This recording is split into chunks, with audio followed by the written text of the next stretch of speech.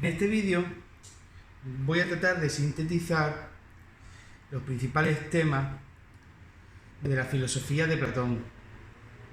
Para entender la filosofía de Platón tenemos que partir de aquellos filósofos que influenciaron en Platón y hicieron que éste se decantara por unas ideas u otras en el desarrollo de su pensamiento. De entre estos filósofos que influenciaron en Platón, podemos destacar principalmente a Sócrates, con la idea y el desarrollo de la ética. Ya sabemos que Sócrates fue el primer ético, el primero en tratar de buscar el buen vivir, el bien y la justicia a través de la razón, aplicando un método racional frente a la justicia que ya venía dada como un dogma en los mitos. Sócrates buscaba el universal, es decir, una verdad que fuera válida para todos. Ese universal iba a ser el arma con la que Sócrates conseguiría enfrentarse al sofista. Por otro lado, los pitagóricos van a influenciar en el desarrollo de la filosofía de Platón a través del orfismo, que ya vimos que era una pseudo-religión o una secta que en aquella época incluso fue perseguida, la cual entendía que había una división esencial en el ser humano entre el alma y el cuerpo. El alma sería inmortal y eterna, y el cuerpo sería algo material corruptible. Por otro lado, debemos destacar a los fisicois eleatas, y de entre ellos a Parménides y a Zenón.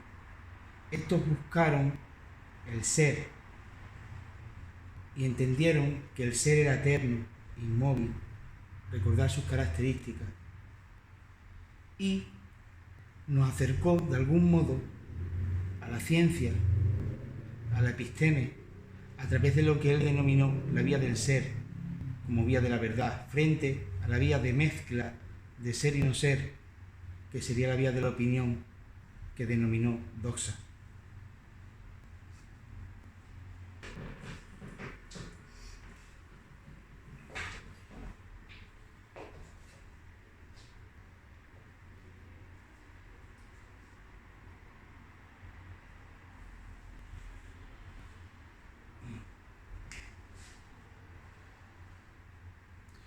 Una vez ya hemos visto el desarrollo de las principales filosofías que influyeron en Platón, podemos ver cómo Platón nos presenta un mundo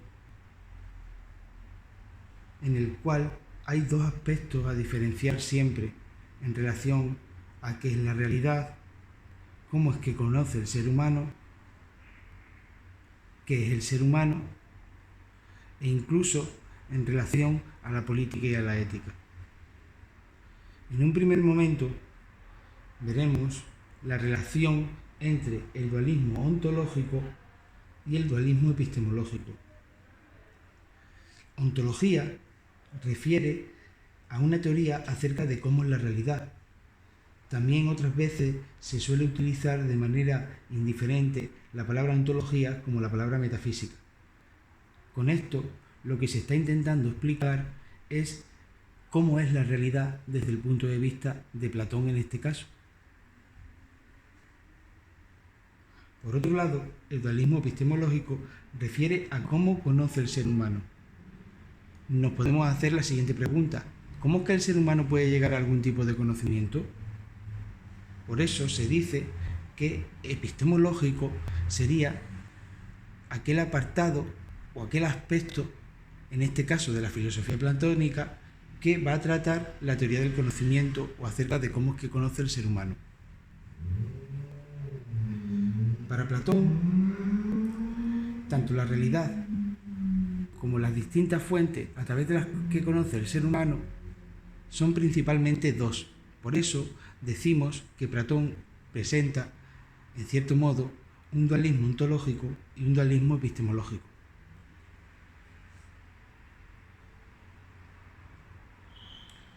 Son dos los mundos que, dice Platón, existen en nuestra realidad. Por un lado estaría el mundo auténtico, el mundo verdadero, que sería el mundo inteligible o mundo de las ideas. Platón lo denomina a veces ontosón, que sería el ser auténtico. Por otro lado, el mundo en el que nosotros estamos ahora mismo, este mundo a través del cual tú estás escuchando este mismo vídeo que yo te estoy presentando, sería el mundo material, porque todo lo que tú conoces a través de tus sentidos, lo conoces porque estás en un cuerpo material y estás sintiendo y teniendo emociones acerca de los estímulos que recibes de este mundo material. Este mundo material, para Platón, es un mundo corruptible frente al mundo inteligible, que es un mundo eterno. En otras ocasiones, Platón lo llama meón, que sería el ser inauténtico. Platón dice que el mundo material es una copia del mundo de las ideas, o mundo inteligible. Y lo explica de una manera en la que nos cuenta que en algún momento hubo algún tipo de Dios que él llama Demiurgo, el cual no creó la materia, pues la materia existía ya anteriormente. Tampoco explica si la materia sería completamente eterna o en algún momento acabó creándose, aunque no la creara el Demiurgo. Lo que puede parecer en primera instancia es que la materia era eterna. Pero de algún modo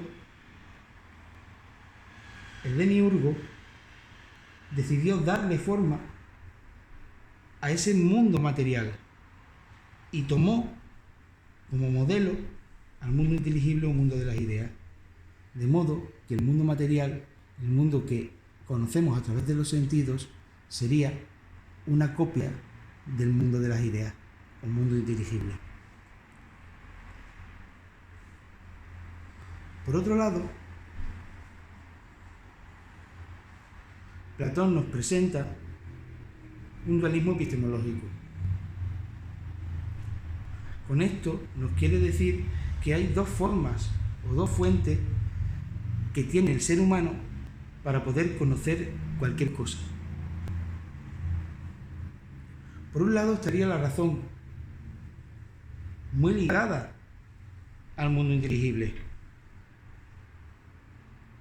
Con la razón, dice Platón, que llegamos a la ciencia, a la episteme, recordar la relación con Parménides. Con la razón, el ser humano puede llegar a conocer ideas. De algún modo, el ser humano conoce esas ideas recordándolas, porque según Platón, nosotros tenemos un alma que ha caído del mundo de las ideas al mundo material. Es decir, ya lo conocíamos todo en el mundo de las ideas, y ahora, en este mundo material, en este cuerpo material, lo que hacemos los seres humanos, al reconocer ideas y llegar a pensamientos abstractos a través de la razón, de algún modo, dice Platón, que lo que estamos es recordando lo que ya conocíamos en el mundo de las ideas. Eso se denomina teoría de la reminiscencia o anámnesis. Conocer es recordar. También nos cuenta Platón que con la dialéctica podremos llegar a las ideas más abstractas y con ellas a la idea suprema, que sería la idea del bien. La idea de la justicia y la belleza son más abstractas que la idea de la unidad o de la pluralidad, que de algún modo son algo más abstractas que la idea de las cosas materiales, que estarían en el rango inferior respecto a la jerarquía de las ideas. ¿Por qué? Porque sería la idea menos abstracta, pues nosotros abstraemos cosas materiales a partir de esas cosas materiales, de ese falso mundo, de esa copia del mundo de las ideas. Después podemos ver ciertos aspectos geométricos en esas cosas materiales, por ejemplo, y entender la triangularidad. Y así abstraemos cada vez más en una jerarquía de abstracción hasta llegar a la idea suprema, que sería la idea del bien.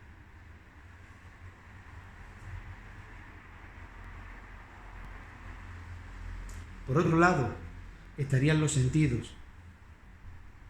Con los sentidos solo podemos llegar a la opinión, porque con los sentidos solamente conocemos cosas materiales, que sería la doxa, y recordad de nuevo la relación y la influencia de Parménides en Platón. Y que las cosas materiales están sometidas al cambio, y si cambian, no son objetivamente universales y eternas, y Platón está buscando un conocimiento científico que sea eterno, muy ligado a las matemáticas. Por eso nos va a decir que la verdad que nos muestran los sentidos es una falsa verdad. En cierto modo, si os dais cuenta, en rasgos muy generales, el dualismo epistemológico y ontológico están completamente relacionados, sobre todo porque la razón, que es la fuente del conocimiento con la que accedemos al mundo inteligible, sería la que nos mostrase el mundo auténtico y la auténtica realidad verdadera, que estaría muy ligada a las ideas y a los pensamientos que podemos tener a través de la razón, de la reflexión racional y crítica. Y por otro lado, los sentidos, muy ligados al mundo emocional y sensitivo, nos mostrarían aquellas cosas que percibimos a través de la experiencia sensible. Y de este modo, nos dice Platón que esa experiencia sensible nos va a mostrar cosas cambiantes, cosas que se mueven, cosas que no son objetivamente eternas. Por eso Platón va a desechar los sentidos en aras de la razón. Y nos va a decir que el mundo material es un falso mundo respecto al mundo auténtico, que es el mundo inteligible. Y con esto tendríamos a rasgos generales lo que sería la relación entre el dualismo ontológico y el dualismo epistemológico en Platón. Otra de las grandes temáticas de la teoría platónica sería el dualismo antropológico. Como podemos observar, en Platón todo se expresa a través de este tipo de dualismo. El dualismo antropológico va a responder a la pregunta de qué es el ser humano. Y podemos observar en primera instancia la influencia del orfismo de los pitagóricos en la concepción platónica de que el ser humano se compone de un alma separada de un cuerpo. Para Platón se presenta por un lado el cuerpo y por otro el alma. El cuerpo sería la parte material, corruptible y generable del ser humano. Por otro lado, el alma es eterna y proviene del mundo inteligible o del mundo de las ideas. Nosotros, los seres humanos, hemos caído a este cuerpo material del mundo de las ideas del que procedemos. Para Platón, esa parte material del cuerpo nos va a dar los sentidos con los cuales vamos a conocer las cosas materiales, las cosas del mundo material. Y entonces vamos a llegar a la opinión o a la doxa. Todo aquello que vemos, que sentimos, que tocamos, que oímos, forma parte del mundo material. Está en constante cambio y movimiento. Y para Platón, esto que nos aportan los sentidos sería pura opinión, una falsa verdad. Por otro lado, el alma, que es eterna, que proviene del mundo de las ideas o mundo inteligible, presenta tres partes. Tiene una parte racional, que podemos situar en la cabeza. ¿Dónde estaría el nous? Pues a través de la razón podemos llegar al conocimiento, a la episteme, a la ciencia, a la auténtica verdad que nos aportan las ideas. Por otro lado, tendríamos al alma irascible y al alma concupiscible, que son dos almas que están muy ligadas a lo corporal, a las emociones, a los sentimientos y a los propios sentidos. La irascible se situaría en el pecho y la concupiscible en el estómago. La irascible nos aporta la ira y la voluntad, y el alma concupiscible está ligada a nuestra inclinación hacia los placeres mundanos.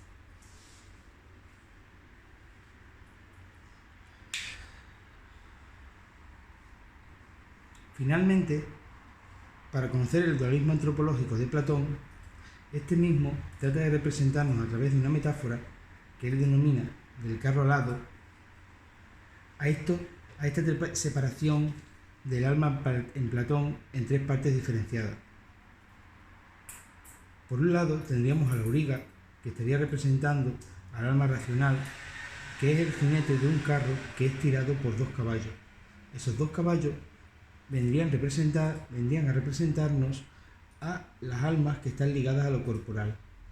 Por un lado, tendríamos al alma concupiscible, que Platón representa con un caballo desobediente, pues este caballo se dejaría llevar por los placeres mundanos. Por otro lado, tendríamos al alma irascible, que vendría representada por el caballo obediente, un caballo que, en cierto modo, es un caballo valiente y que tiene voluntad. Entendiendo la relación de la metáfora del mito del carro alado con la separación de las tres partes del alma de Platón y la influencia del orfismo, tendríamos a grandes rasgos expresado el dualismo antropológico de Platón. Otro de los aspectos a destacar de la filosofía platónica sería su teoría ética o teoría de cómo alcanzar la virtud. Para entender la filosofía platónica acerca de esta temática de la ética y la virtud, primero vamos a tratar de sintetizar otros tipos de concepciones distintas y anteriores a las de Platón acerca de cómo alcanzar la virtud. Primero destacamos la virtud en el mundo aristocrático, que era la concepción de la virtud que existía en la Grecia arcaica. En este momento, la virtud se consideraba algo que pertenecía exclusivamente a la nobleza, a la aristocracia.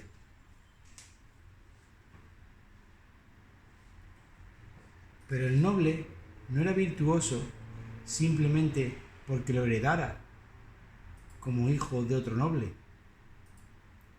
sino que el noble tenía que demostrar su virtud en el campo de batalla o enfrentándose a ciertos peligros, embarcándose a la mar y luchando por su propia vida.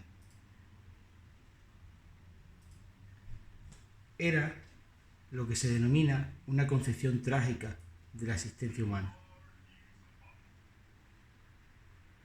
Por otro lado, podemos observar la virtud en democracia.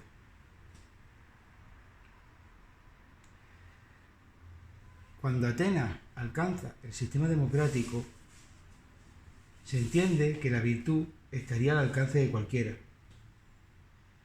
De ahí que se llegue al concepto de paideia, partiendo de la idea de que la virtud se puede enseñar. Entonces se instauran distintas escuelas que pretenden llevar a cabo una educación del ciudadano medio, el cual acabe formándose en la virtud. También destacamos la influencia de Sócrates en la concepción de la virtud platónica, a través del concepto del intelectualismo moral y de la relación entre el bien, la virtud, la felicidad y otro aspecto que ya vimos en el aula como la belleza. Ya entendemos que Sócrates,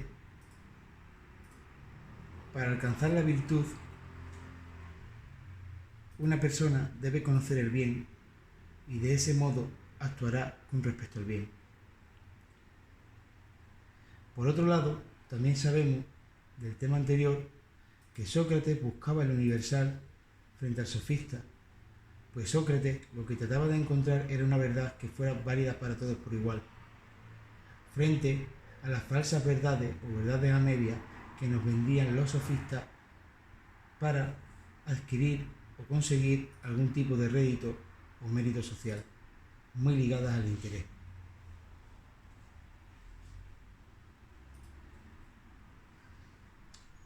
Finalmente, nos adentramos en la concepción platónica de la virtud y para Platón, de un modo general, el virtuoso es aquel que consigue llegar a las ideas superiores.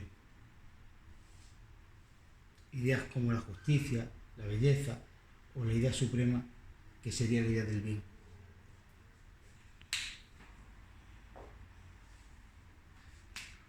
Para entender el concepto de virtud en la filosofía platónica, tenemos que ser capaces de entender que para Platón a cada alma le va a corresponder una virtud.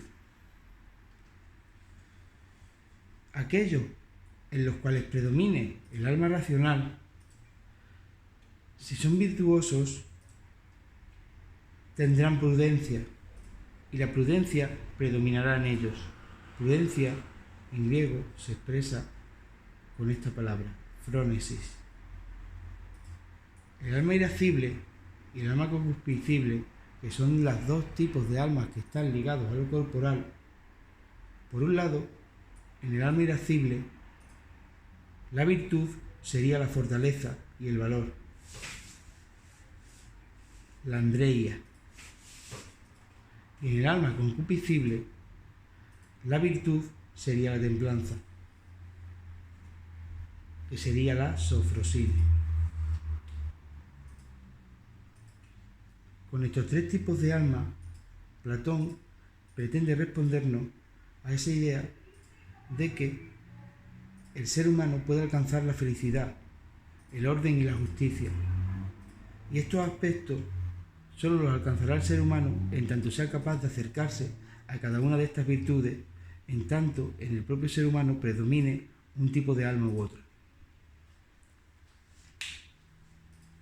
Finalmente, trataremos los grandes aspectos de la teoría política en Platón. Platón va a proponer un tipo de estado que él mismo denomina un estado monárquico ideal. Este estado monárquico que plantea Platón sería una especie de utopía social donde se presentan muchos menos derechos para la mayoría.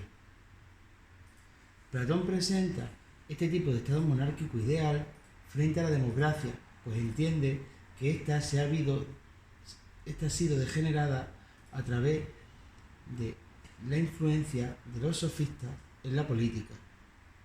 Los sofistas buscan esas verdades a medias y esas falsas verdades solamente para conseguir rédito político y económico, y Platón va a tratar de expresar que ese aspecto es el que en el fondo está corrompiendo y degenerando al Estado desde dentro. También va a proponer una mayor jerarquía en el Estado, pero debemos preguntarnos, ¿cómo se organiza esa jerarquía social en el Estado platónico que él mismo denomina Estado monárquico ideal?